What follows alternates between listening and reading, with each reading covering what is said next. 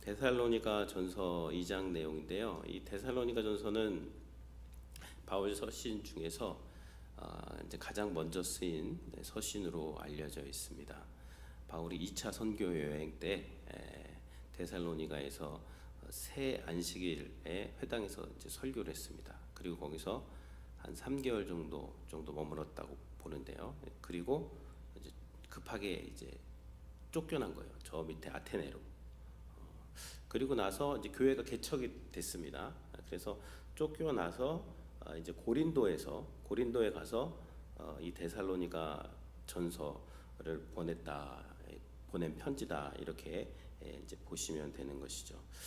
그래서 이제 바울이 교회를 개척하고 교회가 이제 막 신생된 그 교회에게 편지를 보낸 것이 이 내용이고요. 2장에 우리가 읽은 내용은 바울이 데살로니가에서 복음을 전하고 처치 플랜팅이죠. 교회를 개척할 때 본인이 어떻게 사역을 했는지를 이제 이야기를 해주는 것입니다. 그 원리를. 그리고 또 그 성도들 가운데 하나님의 말씀이 어떻게 역사하셨는지를 이제 보여주는 것이죠.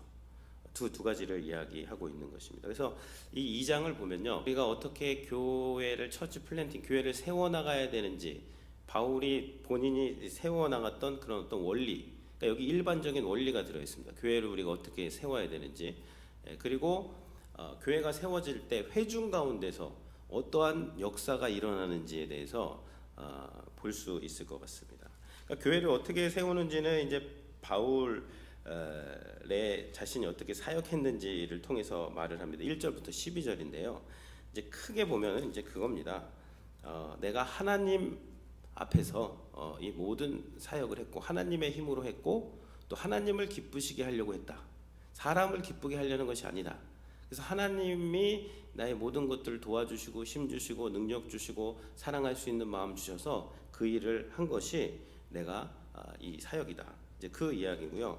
그럼 성도들 가운데서 어떻게 또 역사를 하셨냐면, 하나님의 말씀이, 바울이 말씀을 전했지만 그게 바울의 말이 아니라 하나님의 말씀으로서 받아들여졌고, 그 말씀이 성도들 가운데 막 역사하기 시작할 때 교회가 세워졌다. 그 내용이 오늘 이 1절에서 16절까지 내용이 되는 것입니다. 좀 이렇게 살펴보면요, 1절에 보면 형제들아 우리가 너희에게 들어간 것이 헛되지 않은 줄을 너희가 친히 아나니 그랬습니다.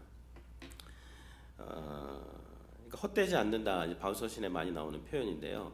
이제 부활이 헛되지 않다, 계속해서 너희 할 일을 해라, 실패하지 않는다, 그냥 이것이 헛된 일이 아니다, 이제 그런 일인데, 2절에 보면 헛되지 않는 그런 설명이 나옵니다. 너희가 아는 바와 같이 우리가 먼저 빌립보에서 고난과 능력을 당하였으나 우리 하나님을 힘입어 많은 싸움 중에 하나님의 복음을 너희에게 전하였다.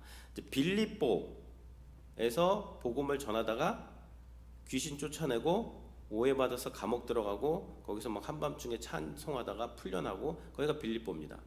빌립보 그 다음에 데살로니가입니다. 그래서 빌립보에서 고난을 당하고 감옥에 갇히고 그래서 풀려나서 데살로니가로 왔어요. 성도님들 같으면 어떻게 하시겠어요? 이전 도시에서 사역하다가 막 감옥 갔어요. 매 맞고. 그리고 이 도시에 왔으면 저 같으면 어떻게 하냐면요, 조금 이제 쉬겠어요. 아니면 좀 어디 조용한 데 들어가서 있거나 아니면 말씀 묵상하거나.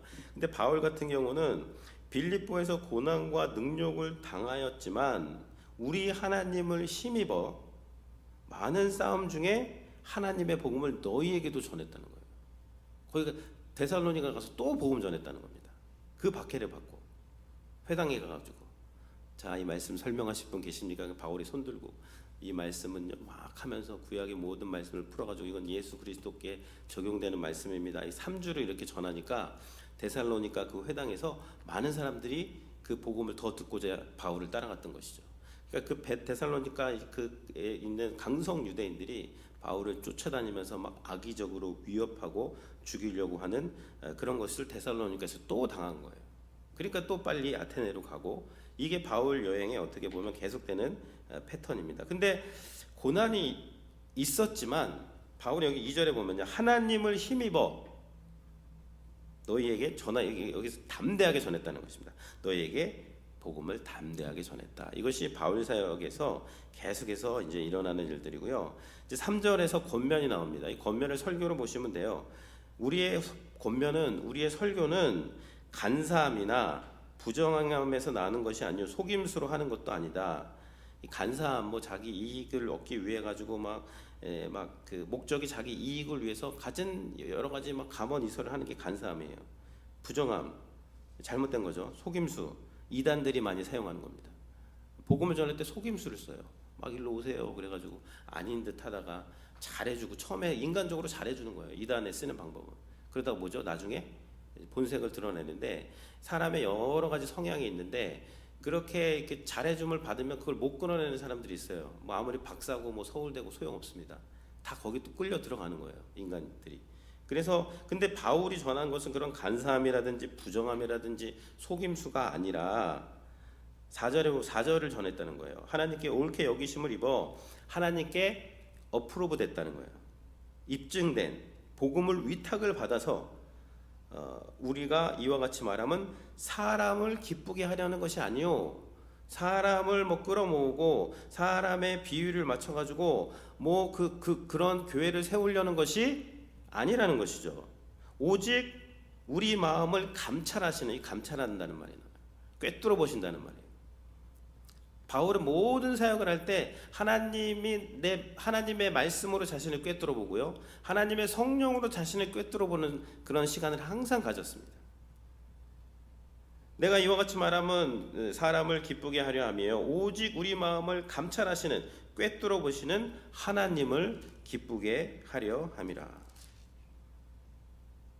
너희도 알거니와 우리가 아무 때에도 아첨하는 말이나 탐심의 탈을 쓰지 않은 것을 하나님이 증언한다. 그러니까 그때 당시에 어떠한 그 철학자라든지 웅변사들이 있었습니다. 그런 사람들이 막 돌아다니면서 철학을 전파하고 웅변을 전파했는데, 그들의 목적은 뭐냐면요, 자기 영광 드러내고 자기가 여기서 안다 이거예요. 이렇게 많이 안다.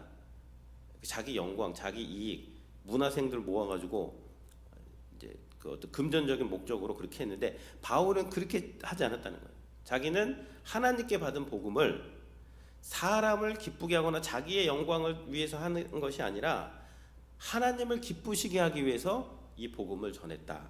그러면 이게 사역의 근간이 되어야 됩니다. 모든 교회가 세워지기 위해서는요, 무슨 시간에 가져야 되냐면, 막 뭐 사역을 하고 뭐 무슨 뭐 그런 게 중요한 게 아니라 가만히 앉아가지고 나를 돌아봐야 돼요. 하나님의 말씀으로 나를 감찰해야 돼. 이게 하나님을 기쁘시게 하는 것인지 나를 기쁘게 하는 것인지, 이게 교회를 정말 세우는 것인지, 건덕이라고 하지, 건덕, 덕을 세우는 것인지 덕을 허무는 것인지, 이거는요 끊임없이 감찰해야 돼요. 성령의 도움을 구하고 기도한다는 게 뭘까요? 결국 이거 찾아내는 거예요. 내가 지금 하는 이것이 하나님을 기쁘시게 하는 것인가, 정말 교회를 살리는 것인가, 정말 교회가 한 영혼을 뭐 소중하게 여긴다 그러는데 이게 한 영혼을 살리는 것인가, 아니면 나를 기쁘게 하는 것인가. 이거는요 매일매일 우리가 점검해야 되고, 사도 바울도 이걸 고백하는, 내가 그렇게 내 인간적으로는 거기서 좀 복음 전하는 거 부담스러웠고 그랬지만 하나님의 성령께서 나를 이끌고 가셔서 복음을 전했고, 너희들에게 복음을 전할 때 사람의 어떠한 기쁨이라든지 감언이살이라든지 아첨이라든지 탐심 이런 게 아니라 하나님을 기쁘게 하려고 이렇게 사역을 했다. 결국 이제 그것을 알기 위해서 우리가 말씀을 이 아침에 보는 것이고, 깨달아 안 것을 순종할 수 있는 능력을 부여받기 위해서 기도하는 것입니다. 우리가 답을 정해놓고 그 답을 이루어 주십시오가 아닙니다. 뭐 그렇게 시작할 수는 있겠죠, 인간이니까. 근데 기도를 하다 보면 뭐가 되냐면, 내 답을 내려놓고 하나님의 뜻이 무엇입니까? 무엇이 하나님을 기쁘게 하시는 것입니까? 그것을 우리가 신경을 쓰고 거기에 맞춰 나가는 거예요. 기타 튜닝 하듯이 내 음을 띵 튕긴 다음에 그 맞추는 데 있으면 음이 낮으면 감아 올려야 돼요. 높으면 풀어 내리고, 그게 기도입니다. 그게 말씀 보는 거예요. 그러니까 말씀을 끌어 당겨 가지고 막 내 안에 막 적용을 하면서 막 믿습니다 하는 것으로 안 됩니다. 하나님을 하나님을 기쁘시게 하고, 그러니까 모든 사역의 원리는 마찬가지입니다. 그것이 이제 하나 여기서 또 이야기하는 것이고요. 그리고 6절부터도 마찬가지예요. 아까 사람에게 영광을 구하지 않았다. 그리고 7절에 보면 권위를 주장할 수 있었어요. 권위. 교회에서 권위 주장할 수 있습니다. 어떤 하나님이 부여하신 권위가 있어요. 그거를 사람들한테 내가 이렇게 하나님이 나 세워줬으니까 당신들은 나를 순종해야 됩니다 라고 하지 않았다는, 그렇게 할 수 있었는데, 그러니까 하나님이 그건 획득되는 것이지 강요할 수는 없는 것입니다. 하나님이 어떤 자리를 하나님이 주실 수 있어요. 그 자리에서 존경을 받는가 그렇지 않은가는요, 그거는 본인이 획득을 해야 되는 것이지, 내가 이 자리에 있으니까 당신들은 나한테 순종하시오가 바울이 사역했던 원리는 아닌 것이죠. 그러니까 우리는 늘 이렇게, 바울은 권위를 주장할 땐 주장해야 돼요. 근데 바울은 거기 가서 사역을 할 때 마치 유모가 아이를 돌보듯이 유순한 자가 되어서 그렇게 그 성도들을 돌봤다, 그겁니다. 그러면서 8절이 참 그 뭐 몇 달 사역도 안 했는데 이런 표현까지 하더라고요. 8절에 보면 우리가 이같이 너희를 사모하여 하나님의 복음뿐만 아니라 우리의 목숨까지도 너희에게 주기를 기뻐함은 너희가 우리의 사랑하는 자가 됨이라. 저는 이 바울의 이런 뭐 길어야 3달 사역했는데 그 성도를 위해서 바울이 지금 목숨을 내놓다고 할 수 있는데 어떻게 가능할까 제가 한번 생각해 봤습니다. 이거는요, 인간적으로 되는 게 아니구나. 하나님께서 성령으로 그 마음에 그 사랑할 수 있는 마음을 부어 주시니까 바울이 실제적으로 그런 거예요. 내가 짧게 사역했지만 이 성도들을 위해서 내가 내 목숨을 내놓아도 바울은 이 진심인 거예요. 근데 이게 사람으로는 이게 안 됩니다. 하나님이 성령을 부어 주시니까 이게 가능한 거, 그 답밖에 안 나오더라고요. 제가 아무리 찾아봐도 바울이 어떻게 이런 마음을 가졌을까? 로마서 5장 5절에 보면 하나님의 그 성령이 우리 마음에 부은 바 될 때 우리가 바울이 그 교회 성도들을 위해서 목숨까지 내놓으려고 했고, 이 사랑이 결국 성도와 성도 간에도 마찬가지입니다.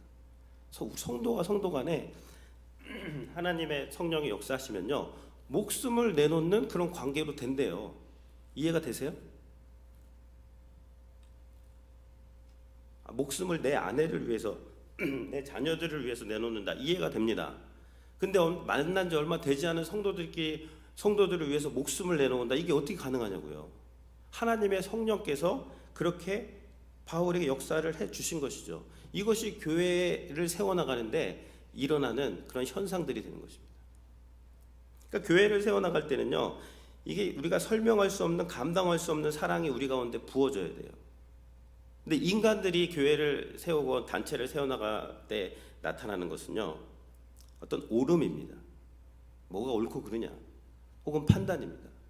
판단하고 정죄하고 옳은 것을 따라가고, 그게 어떻게 보면 세상 사람들이 조직을 세우는 것이라면, 사도 바울이 데살로니가 교회를 세울 때는요, 설명할 수 없는 사랑이 부어지고 그 얼마 보지도 안 된 사람들을 위해서 이 목숨을 내놓는 이 엄청난 사랑이 그 가운데 있었다. 이제 그 이야기를 하는 것이죠. 그리고 이 서신서는요, 이게 이게 오래 걸려요, 설교할 때. 그래서 다 할 수가 없을 것 같더라고요. 한 절 한 절 보려면 시간이 벌써 이제 55분인 것 같은데. 그래서 바울이 조금만 더 보면, 바울은 사역을 할 때 거룩하고 옳고 흠이 없게 하려고 그렇게 나는 노력을 했다. 그 이야기를 하고 있는 것입니다. 그리고 11절에도 보면요, 아버지가 자녀에게 권하듯이 내가 권면했다. 권면하고, 권면은 옆에서 말해주는 거예요. 그리고 위로했다. 위로는요, 맞고 틀리고 그걸 따지는 게 아니라 옆에 가서 그냥 같이 있어주고 격려해주는 거예요. 그리고 경계했다는 것은요, 진리를 알려줬다는 것입니다. 그러니까 사역은요, 옆에서 뭐 옆에 있어주고 뭐 틀렸는데도 맞았다 그러고 박수 쳐주고, 그건 사역 아닙니다. 그거 해야 되지만 그거 플러스 권면을 해줘야 돼요. 진리를 얘기해줘야 됩니다. 근데 진리만 얘기하면 안 들어요, 사람들이. 그러니까 뭘 해야 돼요? 위로하고 격려하는 사역을 이걸 같이 해야 돼요. 우리 아이들한테 권면만 해보세요. 야, 일로 와봐라. 그리고 맞는 말만 쫙 늘어나 보세요. 그걸 뭐라 그러죠? 잔소리라 그러잖아요. 잔소리로 절대 변화 안 됩니다. 그러니까 여기서 권면하고 위로하고 경계하고 바울은 이 모든 사역을 다 했다는 것이죠. 그러면서 12절에 보면은 너희를 부르사 자기 나라와 영광에 이르게 하시는 하나님께 합당히, 결국 하나님이 그 데살로니가 교회 성도들을 부르셨고 하나님께서 하나님의 나라에 이르게 하시는 그 하나님을 바라보면서 성도들을 향해서 목양을 했다. 그것이 이제 바울이 여기서 말한 1절부터 12절의 사역의 원리가 되는 것입니다. 그렇게 하고 자기가 이제 어떻게 사역했는가 말하고, 그러면 성도들 가운데서 어떤 역사가 있었는지가 13절부터 이제 13절에 나오는데요. 이러므로 우리가 하나님께 끊임없이 감사함은 너희가 우리에게 들은 바 하나님의 말씀을 받을 때에 사람의 말로 받지 아니하고 하나님의 말씀으로 받음이니 진실로 그러하도다. 이 말씀이 또한 너희 믿는 자 가운데서 역사하느니라. 그래서 교회가 세워지고 교회가 부흥할 때 나타나는 그 현상은 무엇이냐면요, 하나님의 말씀이 살아 역사하게 되는 거예요. 그렇게 역사하십니다, 하나님께서. 그러니까 바울이 하나님의 말씀을 전했고 그 말을 사람들이 사람의 말로 받지 않아요. 하나님의 말로 받습니다. 그래서 하나님의 말씀을 전하고 하나님의 말씀을 받고 그 말씀이 모든 성도들 가운데 역사하게 될 때에, 그때에 데살로니가 교회가 세워지게 된다라는 것이죠. 그래서 교회가 이제 세워지고 교회가 부흥이 될 때는요, 반드시 하나님의 말씀이 역사합니다. 그리고 그 말씀, 그러니까 이 말씀, 내가 말씀을 쫓아가는 거예요. 결국은 말씀이 내 안에서 들려지고 깨닫게 되고 이해가 되고, 그래서 내 뜻도 많이 있지만 결국 말씀을 딱 붙잡고 말씀으로 쫙 가게 되는 일들을 하나님께서 데살로니 교회 가운데 허락을 해주셨다. 이제 그게 되는 것이죠. 그리고 뒤에는 이제 고난 받았다는 것입니다. 예수님도 고난 받았고 선지자들도 고난 받았고 데살로니가 교회 너희도 고난 받고 있기 때문에 고난을 이상히 여기지 말라, 그거예요. 그리고 여기 어제 1장에 보면 이게 모든 서신들에 다 나오는 말씀인데 6절에 보면 또 너희는 많은 환난 가운데서 성령의 기쁨으로 말씀을 받아 우리와 주를 본받는 자 되었으니, 많은 환난 가운데서 성령의 기쁨으로 말씀을 받아. 여러분, 환난이 왔는데 성령으로 기쁘대요. 이게 성도의 어떤 비밀입니다. 환난이 없는 그런 것은 없어요. 그런 환난이 없는 성도도 없고 환난이 없는 교회도 없습니다. 그러니까 환난이 있느냐 없느냐 그게 문제가 아니에요. 내가 성령 안에서 이 환난 가운데서 성령으로 기뻐하고 이 환난 가운데서 말씀을 쫓아가는 자가 되느냐, 그게 문제입니다. 그게 중요한 것입니다. 그러니까 환난 가운데서 말씀을 바라보면서 말씀을 쫓아가고 예수 그리스도를 바라보면서 예수 그리스도를 쫓아가게 되면 어떻게 하냐면 주를 본받는 자가 된다는 거예요. 그러니까 환난이 있어도 환난이 없어도 중요한 게 뭐냐, 그리스도를 본받아야 되는데, 환난이 없을 때보다 환난이 있을 때 말씀을 부여잡고 예수님 바라보면서 예수님만 의지하면서 나아갈 때 그리스도를 본받는 자가 되는 것이고, 이제 그 이야기를 여기서 너희들이 그렇게 환난 가운데서 그리스도를 본받은 거, 참 너희가 얼마 안 됐는데 신생교회인데 개척교회인데 아가야와 그 지방의 모든 사람들에게 믿음의 본이 되었다. 이제 그 이야기를 이제 하는 것이죠. 그래서 오늘 기도하실 때요, 하나님 마음을 감찰하시는 하나님, 마음을 감찰해 보세요. 한번. 말씀으로 감찰하시고 성령으로 감찰하시고, 결국 기도는 뭐냐면 내 마음을 감찰하는 거예요. 내 마음 가운데 하나님을 기쁘시게 하는 건지 나를 기쁘게 하는 건지 늘 그것을 감찰을 하시고요. 그리고 말씀이 살아 역사할 수 있도록 그렇게 또 기도하시고, 또 오늘 하루 주님 안에서 승리할 수 있도록, 또 교회가 은혜와 사랑으로 세워져야 돼요. 세상에서 힘들고 지치고 그래서 교회 와서 다 서로 은혜 받고 서로 웃고 환영하기를 원하죠. 교회까지 와가지고 누가 막 서로 정죄하고 막 비난하고 그러면 누가 교회 오고 싶겠어요. 그리고 그것이 하나님의 뜻도 아닙니다. 그걸 하게 돼도 사랑과 은혜와 이 권면을 해도 사랑과 은혜와 진리가 넘쳐야 되는 것이고요. 충분한 어떠한 기도와 또 주님께서 우리를 그렇게 해주셨던 그게 반영이 되어야 돼요. 교회 안에서 모든 일을 할 때. 그러한 교회가 될 수 있도록 우리 같이 한번 또 기도하시고, 우리 창립 48주년이 다가오고 있습니다. 교회의 본질이 무엇인가, 그것을 한번 감찰해 보시고 기도하시는 저희들이 되었으면 좋겠습니다. 하나님 감사합니다. 오늘 저희들